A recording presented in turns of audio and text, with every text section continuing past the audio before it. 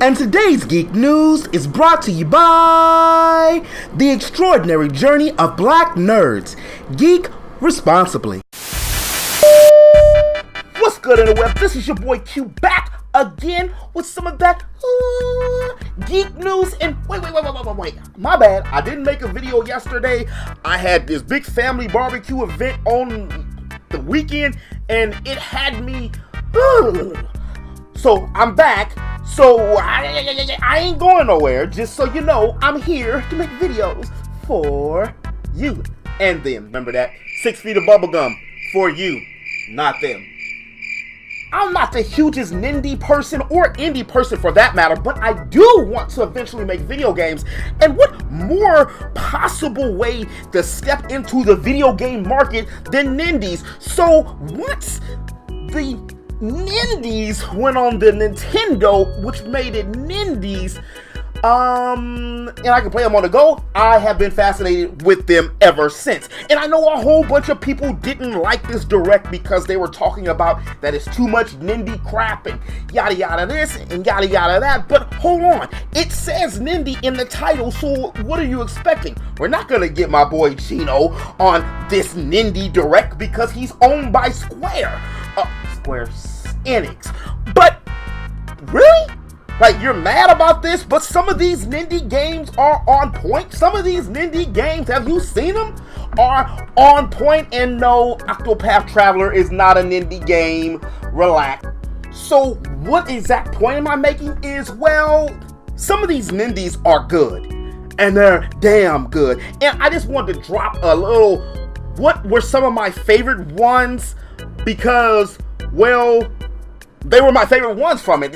A lot of the Nindies, again, I did not know what they were, so forgive me if some of them are old that I'm going to talk about, but they showed and I'm just like brand new to the game, so forgive me. But the one that I really enjoyed, which, you know, as you can see was the thumbnail, is that one that was about the cats. What was the name of that? Minoko's Night Market. Now, what I really liked about this, the first and foremost, is the art style, and it made me feel like it was like a Shin-chan type of anime, and I love this animation and stuff. It was almost that in game terms, it was almost that Parappa the Rapper art style, and I love the functionality of the gameplay in it, and the fact that it's, you know, got to do with cats. A lot of people don't like cats, and I don't understand why people don't like cats, because cats have their own personality. It's like, I like cats and dogs, but cats have like their own personality. They're pretty much self-sufficient, unlike, you know, with a dog. Now, I like both, but the cats are more self-sufficient. The other game that I liked, I can't remember the name of this one at all, is the one with the goose. I'm just going to call it Goose, because it looked pretty cool. It reminds me of that cat game. Here we go again with the cats. But that cat game that was supposed to be out for PS4 later this year, where you're able to do different things, and the art style and stuff is pretty clean. I know a lot of these games, people feel that you can get them on the cell phone, but no, you can't get a certain kind of game and the functionality on the cell phone. So pump the brakes, relax, and on to the next game. And the next game that I want to talk about was Transition, but that was one of those games that I was like, hey, I'm going to pick that one up too. And there was also the Dragon, the Mark for Death, and Bastion. The other one that really caught my attention too was Into the Breach.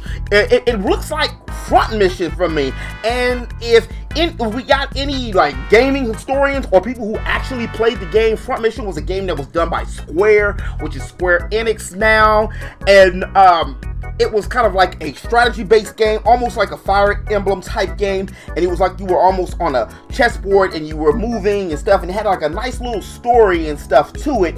You were basically trying to capture the flag, so to speak, if you want to say that.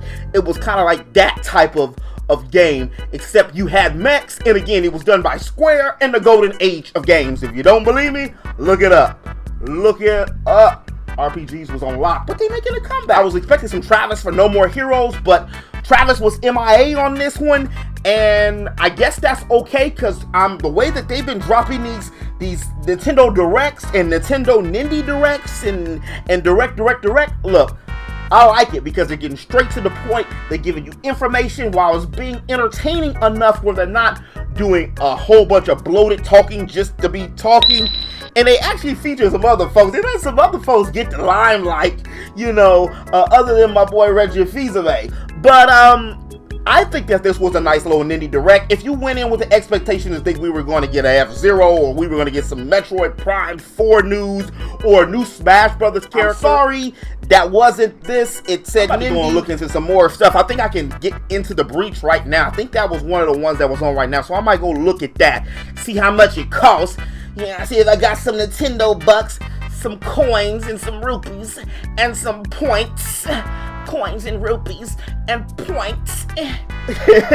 So I'll holler at y'all later. And as always, anywhere, remember, hit that like button if you did like this video, and hit that subscribe button to stay up to date on all things games and all things geek. And until next time, remember, interweb, eat, geek, sleep, repeat. You know I'm gonna be back. I'll holler at y'all later. Maybe later today.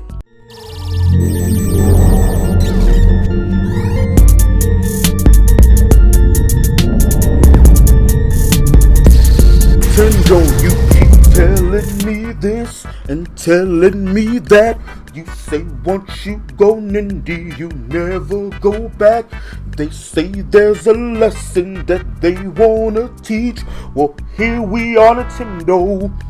Practice what you preach.